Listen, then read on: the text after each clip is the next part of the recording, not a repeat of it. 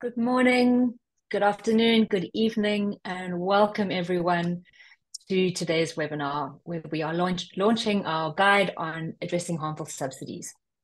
My name is Tracy Cumming. I will be your moderator today. I am part of the BIOFIN UNDP team, and we have a host of fantastic guest speakers who are joining us today to shed some light on what this topic is about all around the world. Before we get going, just a few house rules and guides. I would like to let you know that the session is being recorded and it will be available on YouTube afterwards. Also, we have translation in French and Spanish, so you can go ahead and switch over to those channels now if you need them. And lastly, we will not be having time, unfortunately, for live Q&A. If you have any questions at any time, please pop them directly into the chat and the team will work through them and address as many of them as possible.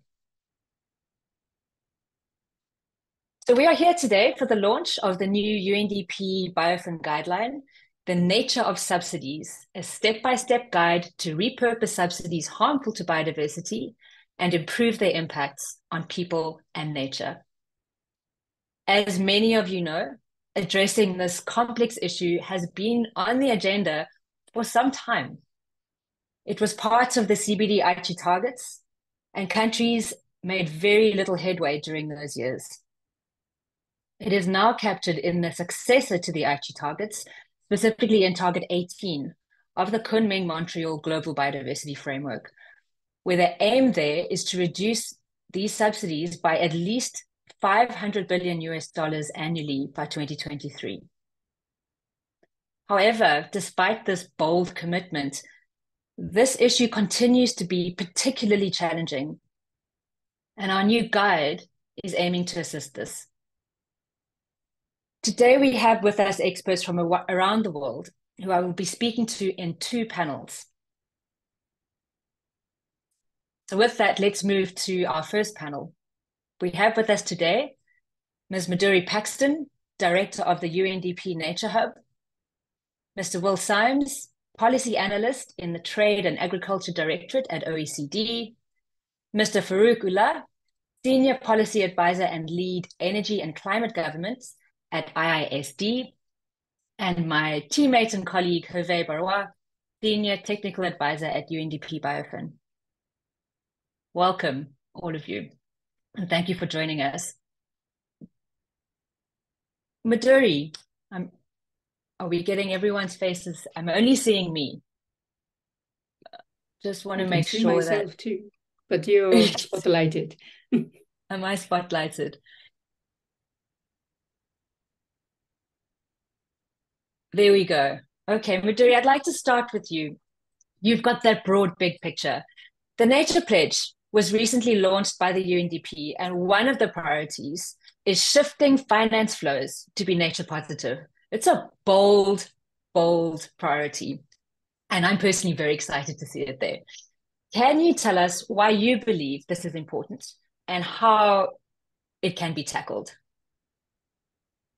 Great. Thank you, Tracy, and hello, everybody. It's a pleasure to be on this webinar today. Yes, indeed, in the UNDP Nature Pledge, which is essentially our nature strategy for 2030, we focus on three systemic shifts that are essential to trigger much faster and much larger action towards achieving the global biodiversity framework. And these are value shift, economic and finance shift, and policy and practice shift. So why the economic and finance shift? UNDP has been supporting developing countries in strengthening biodiversity conservation and ecosystem management for half a century, I would say, and so have all other partners, government, NGOs, and communities as well. But we continue to face the nature crisis of massive decline of species, natural habitats, and ecosystem services. It's almost like, I always say, the Red Queen's race in Alice in Wonderland. One has to keep running to stay in place. Progress seems to be somehow impossible. And one obvious reason for this is that money is continued to be invested in degrading and destroying nature. I think we heard $9 trillion of nature negative investment per year in UNEP's recent report. So no wonder that global communities did not manage to achieve the biodiversity target by 2020. So this time around, if we are serious about achieving the global biodiversity framework target by 2030, we need to redirect the flows of both public and private finance towards nature positive in a big way. So what do we focus? Much of negative finance is private sector finance. In 2021, we co-founded the Task Force on Nature-Related Financial Disclosures, TNFD, with UNEP Finance Initiative, WWF, and Global Canopy. The TNFD, I think audience here knows about it very well, released its disclosure recommendations last September, and which enables financial institutions and companies to gauge their business dependency and impact on nature and associate financial risks and opportunities. So, and then TNFD is really a market-led initiative for the market. And I think this approach has worked very well. And I believe this has the best chance of redirecting private finance flows at scale. And now onto the public finance. For over 10 years now, through the BIOFIN Biodiversity Finance Initiative, we have been supporting 41 countries in developing their national biodiversity finance plans to finance their NB subs, National Biodiversity Strategy and Action Plans. And so, soon, then, actually from this year, soon we'll be able to also support 91 additional countries with GF funding. And one key achievement has been the change, I think BIOFIN achievement has been the change in values and understanding of governments, national stakeholders, and biodiversity around biodiversity finance. If you talk about biodiversity finance, it used to be just about the budget of the Ministry of Environment or for protected areas. But now, through our whole of government approach in developing the biodiversity finance plan and also implementing finance solutions, national stakeholders have realized that investment in biodiversity conservation is actually everybody's business, because it's about investing in the foundation of our lives and our societies and our economies. So this shift has been, I think, really important. And national biodiversity finance plans include prioritized finance solutions, including various measures to improve cost efficiencies in government expenditure, develop new financing mechanisms, including leveraging of private sector finance, and also reduction or elimination of negative finance. And this last part, I think, is critical, given, as you mentioned, over $500 billion of nature negative subsidies per year. So we embarked on the journey to support subsidy repurposing planning. And the Nature of Subsidy publication we are talking about today is all about that. And repurposing of subsidies can have many forms, including greening of subsidies, existing subsidies, full repurposing, or reducing or phasing out of some of the subsidies. So all these scenarios need to be based on a strong analysis of social economic impact to ensure that repurposing actually has clear also social benefits, not only environmental benefit, but social benefit, especially among the vulnerable groups. So I will leave others, obviously, talk more about the details, but I must say it's an exciting journey, this subsidy repurpose planning streams of work.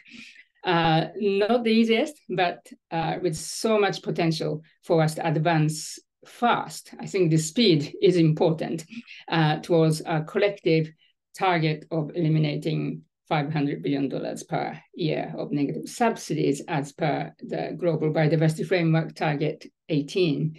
So I'd say let's move on and stop just running to stay where we are. Thank you. Thank you, Madhuri. And I agree, the shift in understanding of biodiversity finance not being about raising funds, but about addressing the whole economic system is really encouraging to see. And particularly with the harmful subsidies conversation, understanding that what we are looking for is multiple wins instead of wins and losses. Thank you very much for your input on this.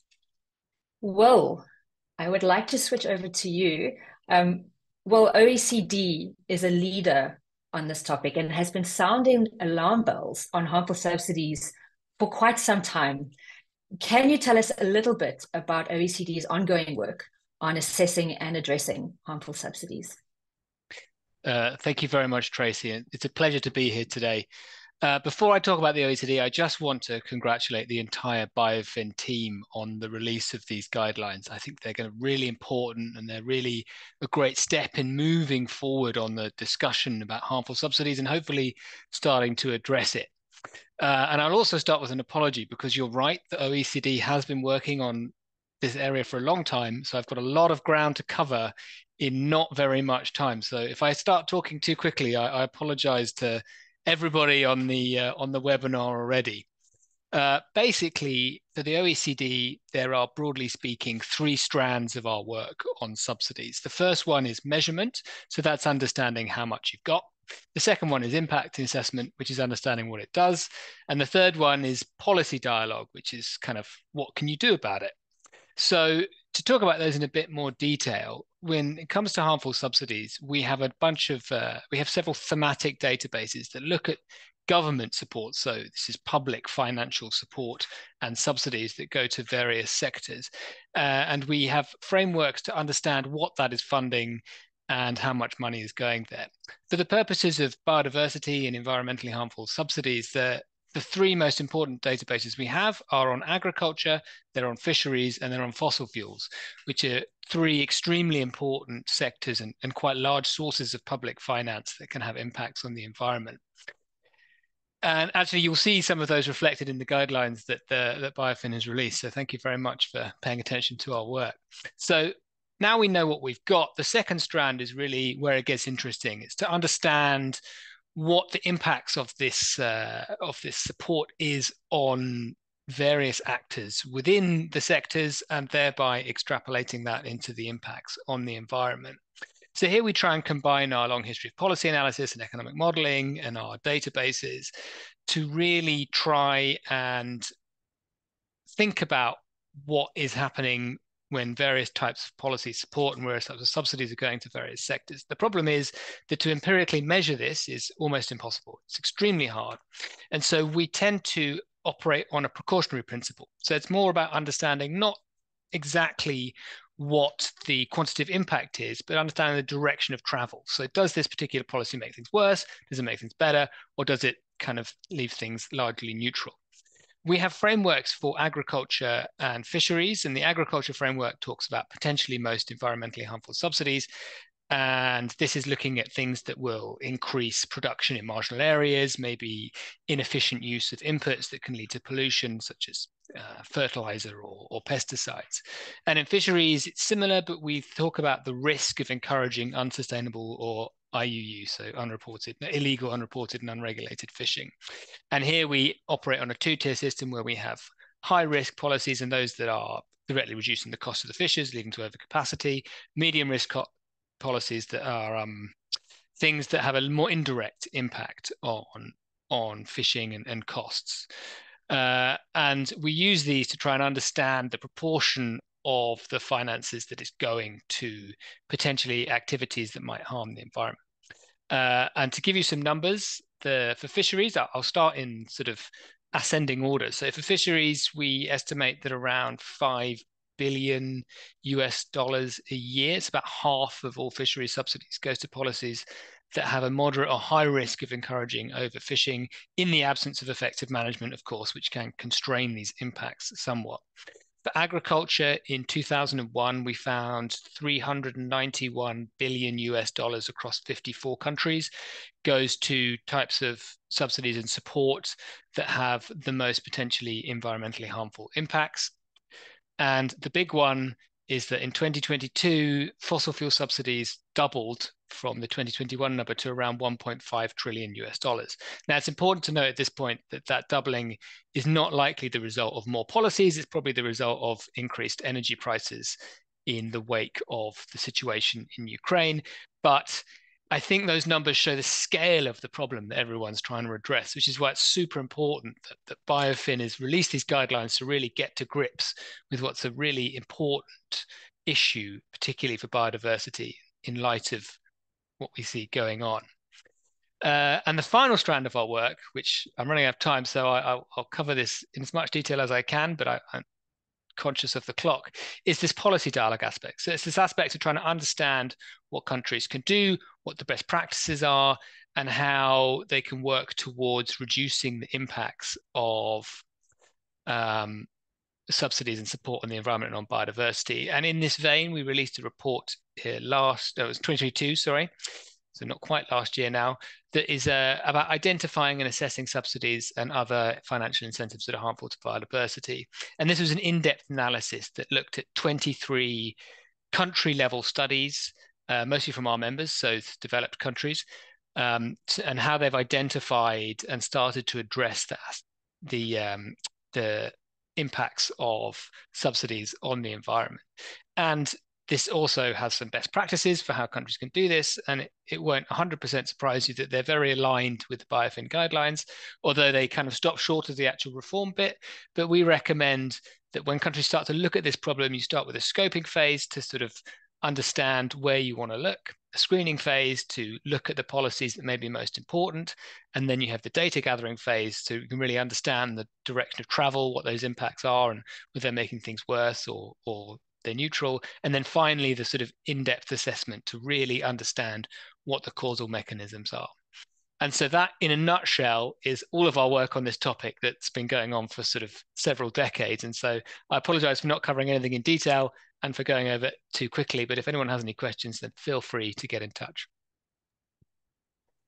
Thanks. Well, the work that OECD has been doing has been just exceptional. And the times when I've managed to dive into it, it made me realize just how complicated this issue is. Even measuring impact, how hard that is, and how it's difficult to tease out, and yet we have to. And what I probably should have mentioned in the target 18 is it says we need to go after the subsidies that are most harmful, starting with the ones that are most harmful, not necessarily the subsidies that are the biggest in monetary value. Yeah.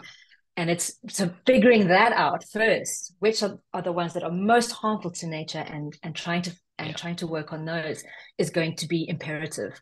So thank you so much for that input, and I'm sure there will be questions in the chat. So thank you very much. Please have a look there.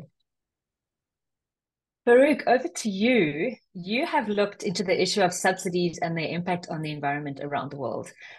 Could you share with us some of your key takeaways from this work and what you think we need to do differently if we are going to make any progress? Thank you, Tracy. Sorry, am I still on mute? No. Thank you, Tracy. And also to echo Will, just a big congrats to BIOFIN. I think that this is a very important report. I mean, the focus both on all environmentally harmful subsidies as well as developing countries, it's quite a unique and valuable addition to the evidence base. So it's very welcome. Congratulations to everyone. I have to say, Will and Midori stole a lot of my thunder. A lot of the key points they've already mentioned. So I'll do my best to kind of still make it interesting for everyone, but it'll be maybe reinforcing some of their points with some thoughts as well. The first was really what Will was saying, that really, for the most part, the scale and nature is still very much unknown. That's why when we talk about any figure to do with subsidies at all, I think it's important to preface it with at least, and recognizing any figure should be seen as a floor, not a ceiling. We have a long way to go. And so while we had for the first time now in the GBF target 18 that you mentioned, Tracy, this actual numeric target, That's very useful, and hopefully it clarifies minds and actually will help us have some measures of success. I think it's very important to note that we have a long way to go, and the problem is very large, which also means, because we don't know, in many ways, our solutions are suboptimal. If we don't know the scale and nature of the problem, we're not necessarily preparing for that. And that's something to really bear in mind. I think another really important thing to note that I've seen in the work is a shift away, and I think the GBF had a lot to do with this. It started with the Aichi, but it's become more socialized now, a shift away from eliminating or phasing out subsidies to reform, with this idea that if you're going to take something away, you give something back. And I think this has opened up a lot of doors in terms of political viability and some political capital for conversations. Governments seem far more keen now to talk about this. I think that's coupled with the fact that public budgets are under the squeeze. Economically, things are quite tight with rising inflation, so they have to look for new solutions. And I think this is a very obvious one, is reforming of environmentally harmful subsidies. But again, as we noted, the scale and nature is very much unknown. So disclosure is really key. We need to get this information. We need to figure out how we can collect this information. But that is something that it's a priority, but can't be seen as a barrier for action. Whilst we need to collect the information, we just certainly know that we need to get moving. There are sort of, as you mentioned already, some low-hanging fruits that we can identify in terms of the most harmful environmental subsidies that we can move on. Coal, for example, could be one. And ultimately, it's gotten to the problem now with the further identification of the scale of the problem, as Will sort of mentioned. Fossil fuel subsidies specifically are now at 1.529 trillion. In the report, the BIOFIN report, one of our reports is mentioned from Business for Nature and the B team and EarthTrack, and that was last year, in which we recorded fossil fuel subsidies to be around 640 billion. So it's going up at a very, very alarming rate. As Will mentioned, it is very much to do with consumer subsidies for price support and rising energy costs. But still, there is this very much runaway train on some of these subsidies. They're going quite quickly. And to Midori's point, I think one thing we really need to focus now on is in all our policies, how do we actually reduce harm? It's not sufficient enough just to come up with new solutions and new capital mobilization for things. We actually have to reduce the amount of finance that's going towards environmental harm as a matter of priority. And I think that's something we've not always been particularly good at. That point, I think we also need to take a very wide net. In our work at ISSD, we work a lot on fossil fuel subsidies specifically in the energy team, of which I'm a part of. But we have other teams working on other subsidy sectors, including agriculture and water and fisheries. But on fossil fuel subsidies specifically, we've already sort of taken a much broader approach, which includes not just fossil fuel subsidies themselves, but international public finance, as well as state-owned enterprises and national oil companies. We found that, when we look at some of the government policies towards this stuff, sometimes the money just gets shuffled around. And so you need to cast a very wide net and take a broad view on all public finance that is leading to environmental harm. I think that's something that will have to be done now to avoid this trick of shuttling things from one column to another to say that reform is being done. But ultimately, that leads to a much more integrated approach. And this is why I think this report's very welcome as well. To date, a lot of subsidy reform efforts have been taking place within at a sectoral level. So taking each sector at a time within each individual policy fora. That hasn't led to a lot of progress. We've seen some notable examples, but they are very long overdue. For example, the WTO fisheries agreement that we had last year or the year before, that was a big breakthrough, but that was after 20 years of effort. And I think taking a more integrated approach and looking across these sectors also opens up something that's very attractive to governments, which is a greater range of policy options, because there's trade-offs between them. And again, if you go back to this reform idea, you can use different sectors to sort of play off on things. So if you want to reduce, say, fossil fuel subsidies, you can give back subsidies in other ways that can help the economy, whether that's agriculture or food subsidies and other things. There's also the role of taking and reforming this money and just giving it back to people as direct cash transfers. Much development policy tells us the best way to help people is not through market adjustment policies, but by just giving people the money and letting them decide how to spend it more wisely. So there's many ways that we can actually deal with this problem. And I think that's the thing I like to sort of emphasize as well, that in many ways, reform is a bit of a blank page. there's not a lot of best practice examples out there. There are some very good examples, but on a high, scalable level, we haven't really cracked this nut. And I think that's something that is both alarming and exciting. It means there's a lot of opportunities to sort of offer some valuable additions. And I think this guidance is a very important bit.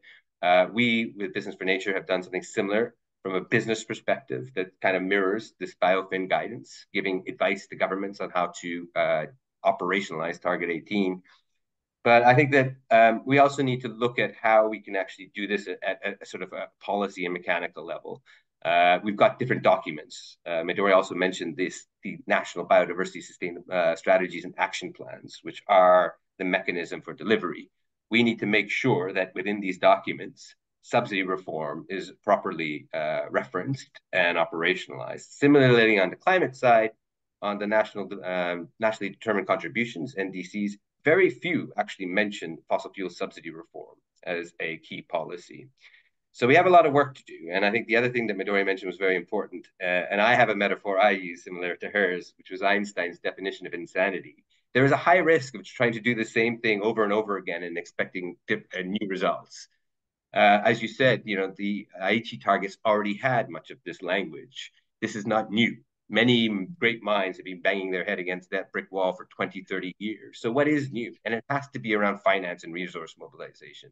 And the new thing here, I think, is the National Biodiversity Finance Plans. These could be very exciting. What we do with them and actually linking this to resource mobilization is a really key challenge now. And I think that's our priority, is how can we help governments and give them the advice and support they need.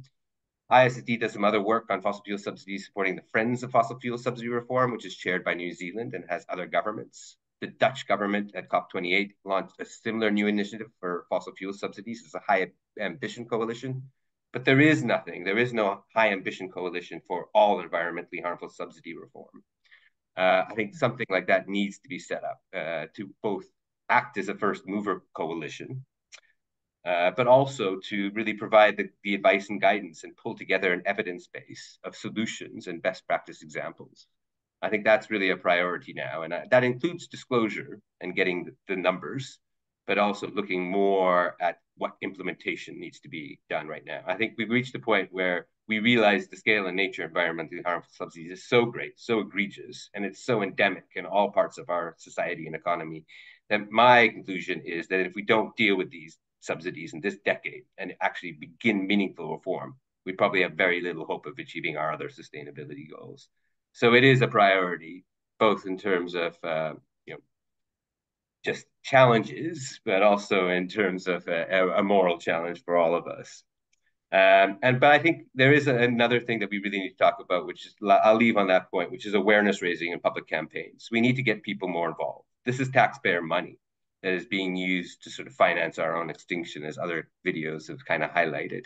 And I think we need to break out of some of our policy and academic bubbles on this and really figure out how do we actually engage with people on the ground and create a bit of a moral outrage on this point. This is necessary to create policy shift, because subsidy reform is very hard. It's very political. We've seen governments who engage in this end up in revolutions. So it has to be driven by the people, and people need to be aware. And I think on that point, I'll just leave that awareness is very shockingly low of this problem. This is taxpayer money that is going, again, to finance our extinctions, and people need to kind of be able to understand that and be empowered with that message. I'll stop there. Thank you very much. Thank you. That was, I learned something new. It's not something I've thought about, is that trying to deal with this at a sectoral level isn't enough, that we need to have much broader conversations. And maybe that's something that we as a sort of a loose network should be looking at taking forward now that the guidelines are done. How do we create these platforms for much, much broader conversations? Awareness raising, completely agree. The topic 10 years ago, this was in the Aichi targets, but 10 years ago, it was a little group of environmental people talking about this and tutting and shaking their heads.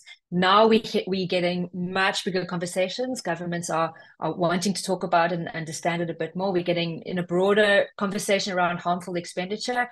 The finance sector is coming to the table. But what you've raised is the general public, the voting public needs to be a part of this conversation. And that's incredibly helpful. So thank you for that.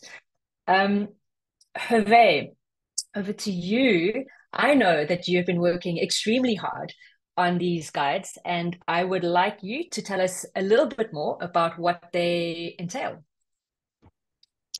Thank you, Tracy. So I'm going to try to build on Midori and Will and Farouk contribution, right? And try not to repeat what's been said already. So BIOFIN, our love story with subsidy started in 2018 when we recognized that BIOFIN countries, at that time, I think it was around 40 countries, didn't really contribute much to VRC target number 3. And at the same time, we realized that we didn't have much information about subsidies in general. So at that time, we decided to include in the BIOFIN workbook, which is the main methodology of BIOFIN, workbook 2018, to include an additional step in our first milestone, which is a policy on initial review about subsidies. And the concept was to try to collect information about subsidies, positive or negative, and try to describe them the best we could. So in this workbook, you will see that we got a table where try to identify what's the aim of the subsidies, the cost, the type, who are the beneficiaries, and what are their potential harmful to biodiversity. And this data, it's the first type of data coming from developing countries, because non-OECD countries don't have much data on subsidies. As Will indicated, it's only 53 countries worldwide who try to provide data to the database of OECD, but there's 194 countries around the world. So it's a huge gap, right? So this new revised methodology helped us to generate new data, but very quickly we realized that this new data didn't lead to new finance solution, right? Didn't lead to action on the ground to implement, reform, or repurpose subsidies. And this gives us an idea and help us to identify the gap for further guidance to really give incentive to the country to go the extra miles and really try to implement, reform, or repurpose action linked to subsidies based on the new data that were generated. And it's really the aim of this guideline, the Nature of Subsidies, is really to assist country in evaluating the extent to which subsidies and government support may have adverse impact on guidelines on biodiversity. These guidelines aim to facilitate the creation of action plans to rethink and redesign subsidies and make them nature positive and actionable. So the key point there is to make action and really give incentive to country to implement subsidies. So these new guidelines, they will be fully integrated in the next BIOFIN workbook 2024, but we will launch very shortly in the coming months, right? And presently, we got over 25 countries around, BIOFIN countries around the world implementing these guidelines, and they are all at different stage of implementation, all right? And we can see now some results coming up after the implementation of these guidelines. And we can see that it's very challenging, but as well, it's not completely impossible. So, which is a good news. These guidelines are based on key principles, right? When you redesign subsidies, we don't want to leave anyone behind. We want to make sure that human rights are respected. We want to promote gender equality and women's empowerment. And we want to ensure sustainability, resilience, and accountability in all the process. So it's this key principle behind the guidelines, and we need to respect them and endorse them when we think of redesigning subsidies. It's very, very important. The guidelines help country to firstly identify assess subsidies with potential harmful impact on nature. We try to quantify negative effect on cost where it's possible, but we try to identify as well institutional gap where they exist. Secondly, we try to define the multiple redesign options, considering social, gender, equality, environmental, economic, and political concern. Thirdly, we develop action plans. And finally, we implement this action plan to reduce negative impact on nature and at the same time contributing to the SDGs. The process described in the guidelines include three main phases. The first phase is the screening, identifying, and assessing. And the idea is to produce a comprehensive initial inventory of subsidies at national level. And this is guided by a national task force. And this is a bit to complement the information provided by Farouk. In a BIOFIN process, we try to create an interministerial working group on subsidies to really facilitate the discussion on subsidies at national level, and hopefully this task force or working group will support the implementation at national level. And it's very important to engage all the stakeholders in this national task force or interministerial task force.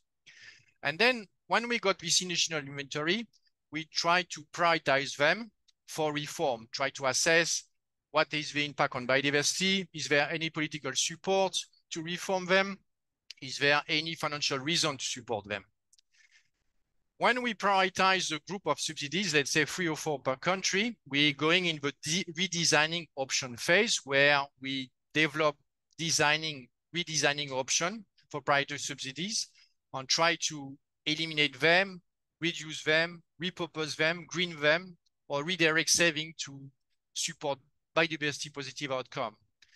Usually we develop 2 or 3 scenarios and we compare them to the business as usual scenario. And to compare them, we use usually the cost and benefit analysis tool.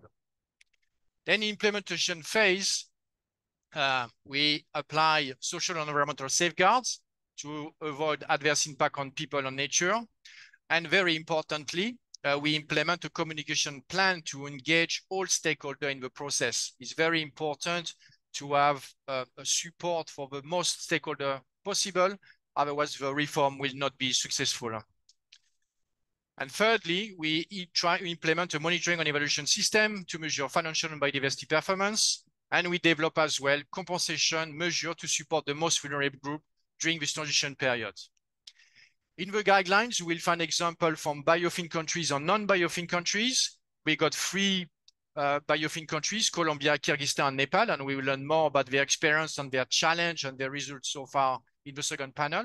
But as well, we have 7 examples from other countries worldwide who showcase on their impact on subsidies on biodiversity, the need for redesign, and their challenges to implement this reform.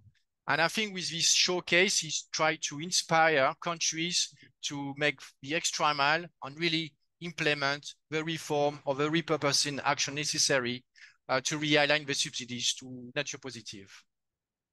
Thank you very much, Tracy. Thank you so much, Hervé. And I believe that the link will be provided a little later for everyone on the call to be able to access the guideline in multiple languages. So thank you so much for that overview. And I really do believe this is going to be a very helpful addition to the toolkit as we move forward. So our panelists this morning from our first panel have given us a fantastic overview of the global situation. Farouk, Will, Maduri, Hervé, I wish we had another hour, even just for me to ask questions and learn more. I'm so sorry we don't have more time, but thank you. You've given us amazing insights and your time is much appreciated. We will now shift to a country focus. As we've heard, it's already been said by our first panel, there's no one country that is nailing this, but we do have good examples from all over the world, either of wins or real lessons learned on, banging head against the wall and then figuring out how to shift and doing it a little better. So who we have today from Kyrgyzstan, we have Mr. Timur Buzubev, who is the BIOFIN lead finance expert. From Botswana, we have my friend Kiba Kyohile, BIOFIN technical lead. And from Colombia, we have Mr. Juan Pablo Bustamante, Vice President of Sustainability of the Financing Fund for the Agricultural Sector. Welcome, all of you. It's wonderful to have you here. And we're going to have a little bit more of a dynamic conversation with you. I'm hoping that, I know that we can all learn from each other and kind of build on this iterative process, not just in our webinar, but as we move forward as a network of countries trying to crack this nut. So first for you, Kyrgyzstan was one of the very first BIOFIN countries to look into subsidies. You were one of the bold leaders in this space.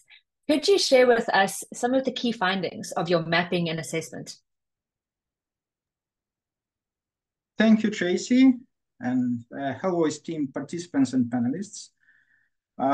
Just what I want to say firstly is that subsidies in Kyrgyzstan are resource intensive. For example, only agricultural subsidies are about 20 times higher than the state expenditure on biodiversity conservation. Just the work on the research of subsidies by the BIOFIN initiative in Kyrgyzstan started as early as the first phase of BIOFIN. At that time, BIOFIN consultants made a review of all subsidies that exist in Kyrgyzstan. And the main observations are as follows. All major forms of subsidies exist in Kyrgyzstan. They support the energy, transportation, utilities, and agriculture sectors. A special category is tax exemptions, which are present in all these sectors. Of these subsidies, excluding ODA projects, only about 4% can be recognized as neutral or beneficial to biodiversity. In the second or current phase of BIOFIN initiative in Kyrgyzstan, a more detailed study of subsidies in agriculture was conducted. The study was conducted in 3 steps. And at the first step, a methodology for subsidy identification, analysis, and selection for reform was prepared. It is an internal methodology, and it was based on BIOFIN workbook recommendations. At the second step, a review of all subsidies to the sector, I mean agriculture sector, done. And our consultants estimated that subsidies to the sector amount to at least 180 million US dollars per year, or about 2.7% of GDP. This is 6 to 7 times the 5-year funding needs for biodiversity conservation. As a third step, a specific subsidy was selected for analysis. It was a value-added tax exemption on imported pesticides and mineral fertilizers. This subsidy is aimed at supporting agricultural farmers and ensuring food security. And what we have found. Total amount of VAT not received by the budget, state budget from 2009 to 2019 was about 58 million US dollars. Less than half of these budget losses are justified by the fact that the benefit is used by Kyrgyz farmers. The rest is used by farmers of other countries, or no one uses it, or maybe it is on the gray side of our economy. The effectiveness of the subsidy is low. It does not reach its goal while causing a burden to the state budget. Subsidy did not stimulate the internal use of subsidized chemicals. Their availability remained at the same level, or in some years it was less than average. The real beneficiaries of the subsidy are importers or importing companies and suppliers of subsidized mineral fertilizers and pesticides. So BIOFIN consultants proposed to reform this subsidy and prepared almost all necessary things to do this. They developed the required draft laws and bylaws and designed the subsidy reform action plan, in which they proposed to spend the incoming revenues on the development of organic agriculture. We talking about repurposing of subsidy. Of course, we learned some lessons, and I can highlight 4 points. And first of them is that the beneficiaries of most subsidies are much wider range of people, not just the socially vulnerable or poor. This is because of criteria for subsidies are broad. For example, the beneficiaries of the heating subsidy are all customers of central heating networks. Other example, this VAT subsidy on imported chemicals benefits everyone who uses them, even me when I want to feed with these chemicals my flowers. Second, most subsidies are ineffective. That is, they don't achieve their objectives. Third, we have had many discussions with different stakeholders. For example, chemical, fertilizer, and pesticide reforms are supported by organic farmers and CSOs, but strongly opposed by representatives of conventional farmers. Government agencies are supportive of reforms. However, government officials prefer to maintain the status quo as vulnerable people may be affected by the reform. Fourth, the strong economic and environmental arguments are not enough to initiate reform. At least two other things are needed. First is a formalized mechanism for assessing the effectiveness of subsidies. I mean, this mechanism must be adopted by laws or bylaws. And second thing is there must be a prepared public opinion in place. So let me stop here. Thank you. Thank you so much. So, something that really struck me, 2 points that should really link together is the beneficiaries are not just the vulnerable. It's you and everyone else. That's really interesting. Yes, beneficiaries and me, because I said that criteria is very broad and it's really broad. Yes, right. And that links exactly, and that links to your other point, which says we need public support and awareness, which is exactly what Farouk was saying. Is people don't really look into these things, and there's an assumption that subsidies are perfectly well designed and are targeted at exactly where they should be targeted, even if it is purely food security in this case. The public is not necessarily aware that the beneficiaries are broad and that they are beneficiaries that probably shouldn't be benefiting from this, as well as the negative environmental impacts on this. Thank you so much for this, and we will get back to you. I will get back to you with one more question, but thank you very much for that insight. Kiba, shifting over to you in Botswana, you are in the process of prioritizing subsidies for repurposing. Could you describe the process that you are currently undertaking?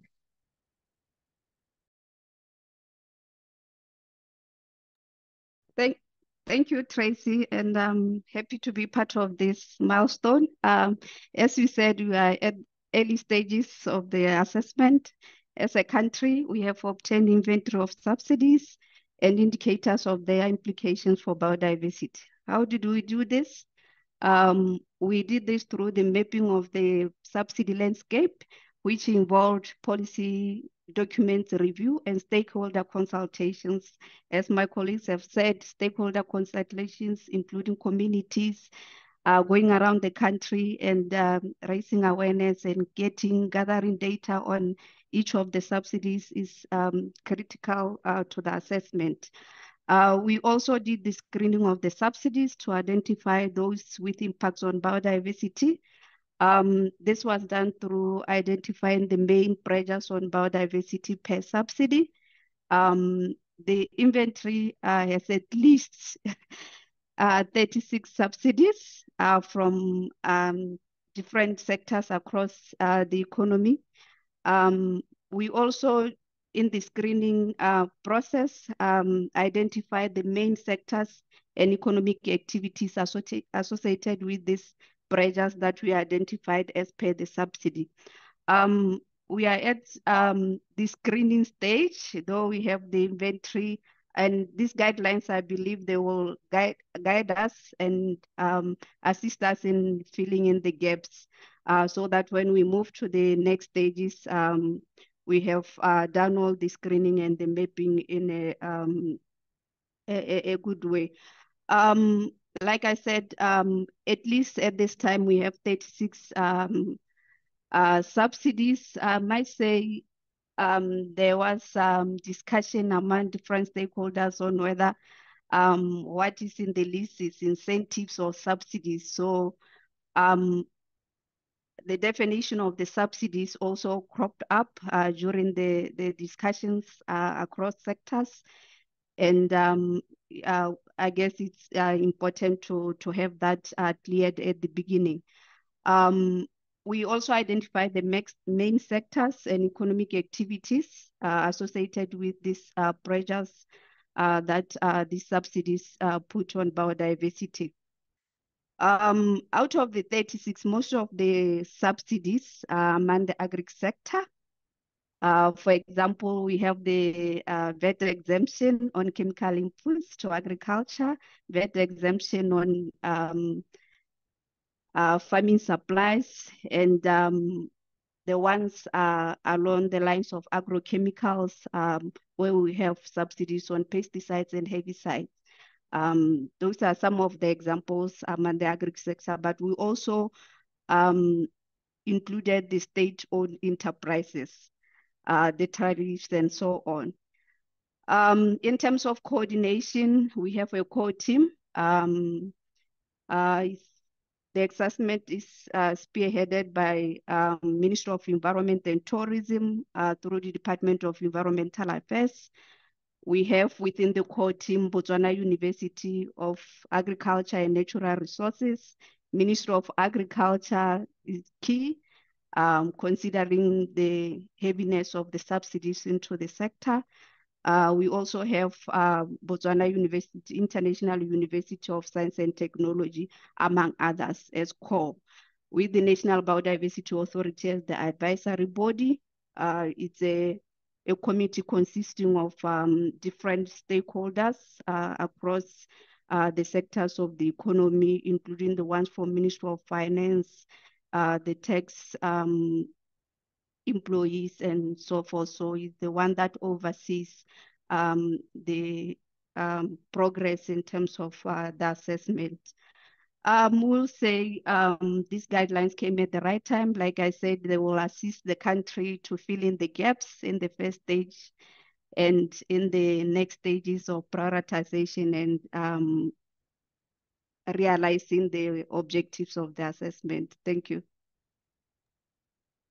Thanks, Kiba. Something you mentioned quite early on is that the commitment to involve communities in this process. And I know throughout the BIOFIN process, Botswana has always had a very strong commitment to involve communities in any of the finance solutions that you've been working on. So I have to commend you on that, on those efforts. Thank you. Agriculture has come up quite a bit. Came up in the first panel, and it's come up here. Botswana saying agric's flagging, Tamir saying agric is flagging, and I don't necessarily think it's because agriculture is a bad sector, and it's definitely a fundamentally important sector for all of us. Food security is an important issue for everyone, but there does seem to be a strong alignment between nature needs and food security needs, and I think looking at agriculture as a sector, whether it's broad, including fisheries and ranching and crops, or a little bit more focused, I think this is a particularly important sector that we need to be casting an eye on. So moving to Juan Pablo, your work is focused specifically on the agricultural sector. I've teed you up nicely there. Can you share any insights into the approach that you have taken in looking at this topic? Thanks, Tracy. First of all, I want to thank UNDP and the BIOFIN initiative to invite me to participate in this space. At Finagro, we were really lucky to have one of the persons who brought this guide from Colombia as a CEO until December of last year. So Angela Penagos allowed us to have a really good discussion surrounding this topic and identify how Finagro was a key actor to actually have actions in this discussion. Nevertheless, it is critical, as you mentioned, Tracy, to say that the agriculture sector faces many challenges. Agriculture in Colombia is a really relevant part of the GDP and is one of the main ways to provide jobs to people in the rural area. So if we start thinking how the incentive related to agriculture have been allocated in the recent years, it's more with a social emphasis than an environmental emphasis. So it's the way that the different ministries has identified to provide opportunities to small farmers to actually try to achieve one of the several goals, try to increase productivity, try to facilitate the sellings, and actually try to dynamize this economic sector that is so vulnerable for all the conditions that we face, especially now with all the climate change discussion and with the loss of biodiversity. However, as all my former partner has mentioned, also agriculture is one of the main drivers of the loss of biodiversity and the generation of green climate on greenhouse gases. So how we can balance this is the main challenge right now, because to increase productivity, we know that we need to have the proper environment. We need to understand how we try to use the ecosystem in the proper way, respect all the members of these ecosystems, identify how each species is critical to have the goals that we're looking, and how agriculture by itself is not capable to reach all the goals and all the needs that we have globally if we don't have a proper balance among our actions.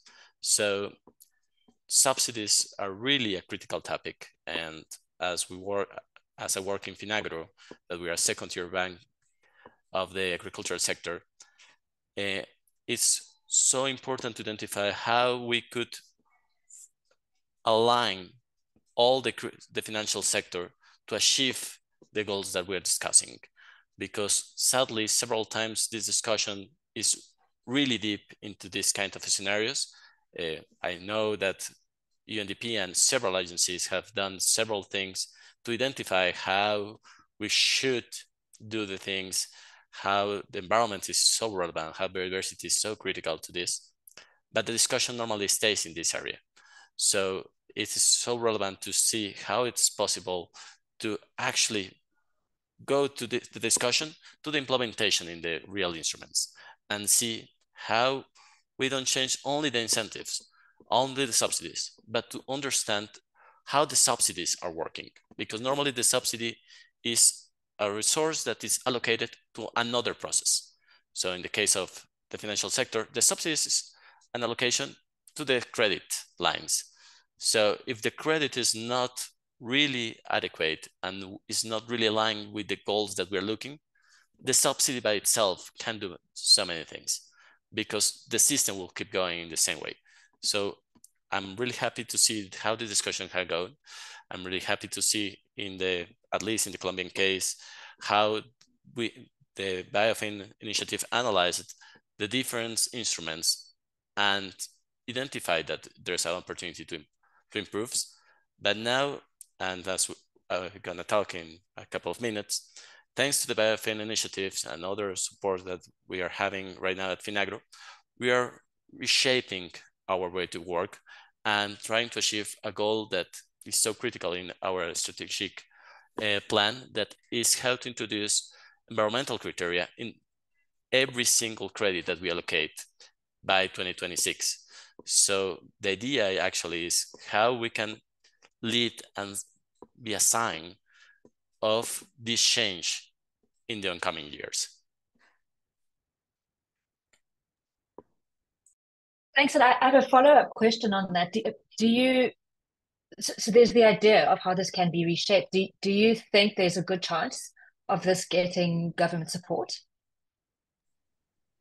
Look, right now in Colombia, we have a government that is really committed with environment. That's actually quite the main reason that we will have the next COP related to biodiversity in this country in this year. So I think that even though this is a really critical topic right now, also has been a really relevant topic in the former years. Like if you read what the policy aims has been since almost the whole millennium, environmental has been a critical issue. Not as critical as right now, but has been always in the agenda. And I think that is the main problem. Even though it has been in the agenda, it has been really difficult to implement the actions that actually change the things. And I'm really happy to share with you that in Finagro, we are really targeting this as a critical point of our strategy right now. As I mentioned before, agriculture sector has been always driven mainly by the social impact, mainly how it could support the small farmer to reach or improve their activity. But now we know that there are not two discussions. if we don't understand that at the end of the day, to increase the productivity, it is critical to have the right environment that allow every single thing, we are not actually achieving the main goal. So as Finagro, we are changing our perception and trying to identify how it is critical to bring the right strategies by an ecosystem approach. It is critical to identify how it's not the same thing to talk about livestock when you're talking in the coast, when you're talking near the Amazonia, and it's critical to understand how this should happen. Because at the end of the day, we could have the right incentive. Finagro has testing several in former years, but at the end of the day, there is the economic incentive that the public sector is providing, but is the market incentive that is driving the other place. So if at the end of the day, the people don't see how the activity that they are performing is having the proper income, is having a proper remuneration, at the end of the day, they won't implement it. Even with the best incentive, even if we try to support with a lot of grants, the driver is how this is sustainable in the long term. And Colombia has had several instruments that have tried to bring grants to change the path of things, and the impact hasn't been that good. So right now, what we are looking for is how to support the financial sector to understand how is the proper way to implement the right practices in each area, how you can analyze and materialize the income that the environmental services are providing, and to understand that at the end of the day, it's not just the selling. There are several ways to have different incomes from the activity that the farmers that are doing a sustainable system are achieving. And at the end of the day, if we are capable to have this change in the mindset in the financial sector, it will be possible to also have the right incentive to close the gap. At that point, will be fundamental to see, okay, we have done everything, we have checked all the financial flows, but we're still needing some push to actually achieve this. There is when the right incentive could appear, because otherwise, even with the best intentions, the incentive won't have the proper impact, at least when we are talking about the financial sector. So I think that we are in the right way. We have a lot of challenges to actually change the mindset in the financial sector of the country, but we are so committed. And actually we have support of really strategic actors such as the BIOFIN initiative, that we are really glad with all the support that they are providing right now to achieve this path. Thank you. I mean, that's positive. The more we work in this space, the more I'm struck by the diverse expertise that is actually needed to create positive change. Just using your example, we need real expertise on the use of fiscal tools in an effective way. We need expertise on social development and how to do that right. We need expertise on agriculture. We can't just say this must be better for biodiversity. It must still achieve agricultural gains, and we need our biodiversity expertise. And if we don't get all of that together and harmonizing, it's going to be really difficult to make headway. Tamira, so we've been looking at what's going to happen in Colombia. Could you reflect on any next steps that you think could be happening in Kyrgyzstan? Okay, thank you. Just based on the lessons learned, the BIOFIN Kyrgyzstan team, jointly with the government, plan to do the following. There is three, I think, important main things. And the first of them is we want to develop methodologies to assess the effectiveness and environmental impact of existing and newly introduced subsidies. In addition to this, draft regulations for their adoption will be developed.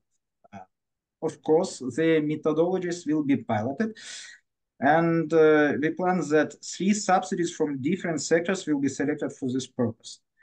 And we already initiated this process. We are waiting for consultants who will do this task for us, and we hope that the methodologies and legislations will be in place.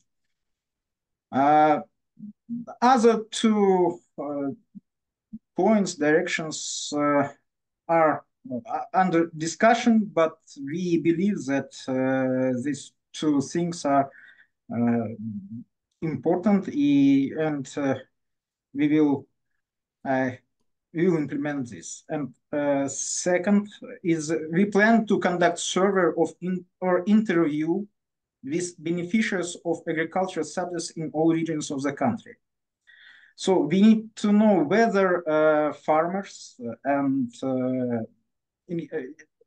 people who live in villages, in rural territories, know about subsidies and know about benefits they getting from these subsidies. And such a survey will allow better plan of communication and advocacy strategies to promote subsidy reforms. And third thing is that we plan to implement advocacy and communication interventions for subsidy reform. So we hope that these actions will contribute to progress of in subsidy reform. Hopefully we'll just give some things for GBF progress. Thank you. Thank you. I know, we all know how difficult it is to move from assessment to real policy change. So it's been exciting to see how far you've come, and I think it's going to be exciting to watch where this work moves to, and we stand ready to support. Hiba, I'd like to end with you. I know you're still in early stages, but that's probably good because it's all fresh in your mind. Are there any lessons that you have learned from the Botswana process that you would like to share with other countries that are just starting on this process? Thank you, Tracy. There are a few lessons learned, but because of time, maybe I'll talk to three. One of the lessons learned, I talked about it when given where we are as a country, is agreeing with stakeholders on the definition of the subsidies. This should be at the national context because this will guide on the scope of the assessment. So the involvement of all sectors across the economy in defining the subsidies as per the national context is very important. Otherwise, there will be the back and forth and what needs to be included in the assessment and what needs to not to be included. So that is one. The other one, borrowing from the Global Biodiversity Framework, is the whole of society approach. You need to do a broad stakeholder engagement to agree on some of the aspects of the assessments, if not all. So stakeholder engagement across all sectors, like I said, including the beneficiaries at community level, nationally.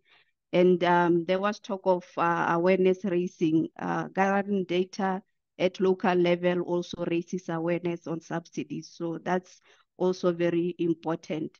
And lastly, the need for a data and monitoring system for ease of having data available for each subsidy so that it can add value to the mapping and the screening and going further to analyze information under each subsidy. So those are the main three that I can say for now for the new countries to take heed of.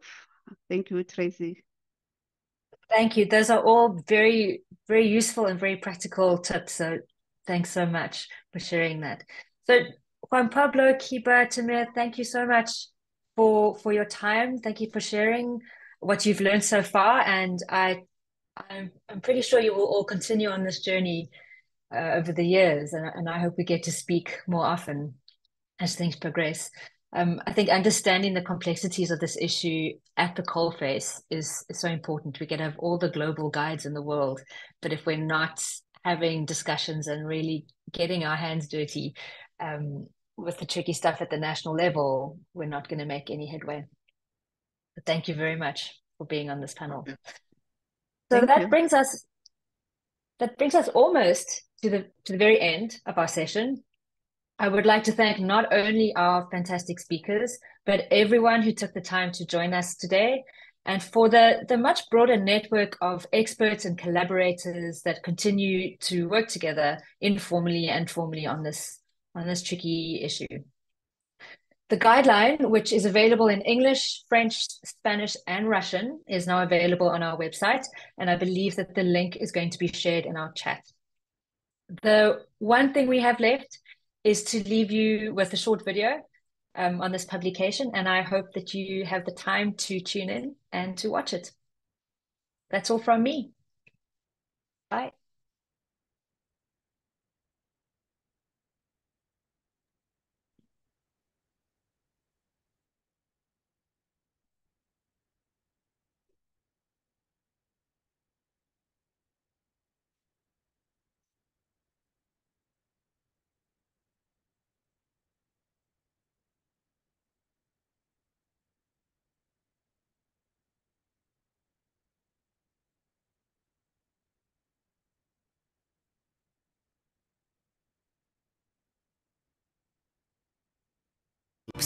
Such as tax breaks. Every year, billions of dollars are spent on subsidies that are driving the destruction of our ecosystems and pushing species to extinction.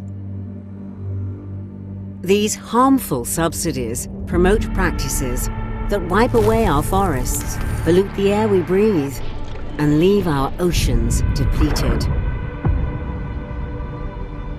The subsidies come in many shapes, such as tax breaks, direct payments, or other government supports for sectors including transport, energy, water, and construction. They often target socio-economic goals. But this assistance can create unintended harm to the natural world. Now, nations are waking up to how this public money is bankrolling our own extinction and the urgent need to reform and remove harmful subsidies for the sake of our planet and people.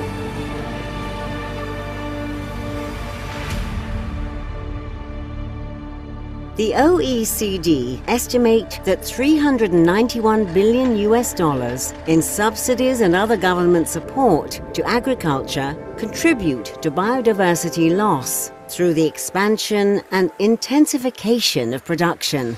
These practices are not just harming the environment, but humans too. Harmful subsidies channeled towards the fishing industry are estimated at $35 billion per year through tax preferences and income support, causing pollution and overfishing. And the fossil fuel sector continues to receive significant subsidies. For G20 countries, production and consumption subsidies average over $600 billion per year.